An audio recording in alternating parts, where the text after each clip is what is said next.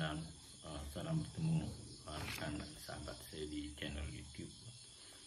Sambil kita lihat beberapa isu semasa yang berlaku di negara kita, hari ini saya ada kesempatan untuk berkongsi dengan sahabat dan rakan berkaitan dengan salah satu ciri nombor fancy dalam banknote ataupun numismatik.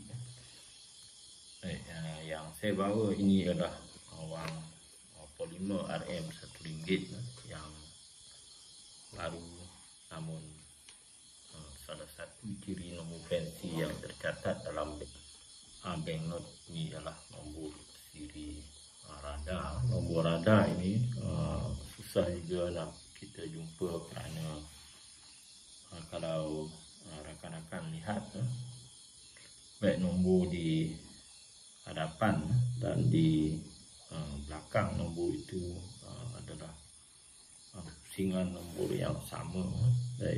Yang kita lihat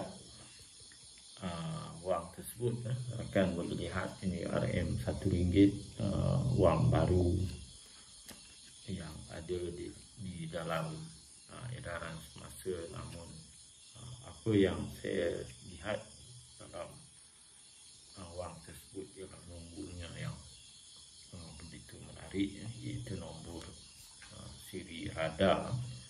Baik, wang tersebut nombor sirinya ialah SG 035253.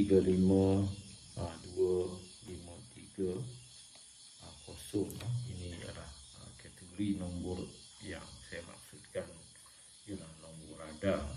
Saya bacakan sekali lagi nombor siri yang tercatat dalam banknote RM1 ini ialah SG 0352 dan yang nombor yang kelima ialah 530.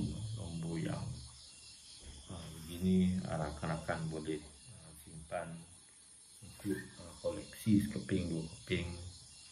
Dan nombor rada ini bukan terlalu senang untuk kita temui, kerana kalau wang ini sudah menjadi wang lama, wang dalam kategori yang rare, mungkin anda boleh jual dengan harga yang melebihi daripada RM1 sebagaimana yang tercatat dalam nilai muka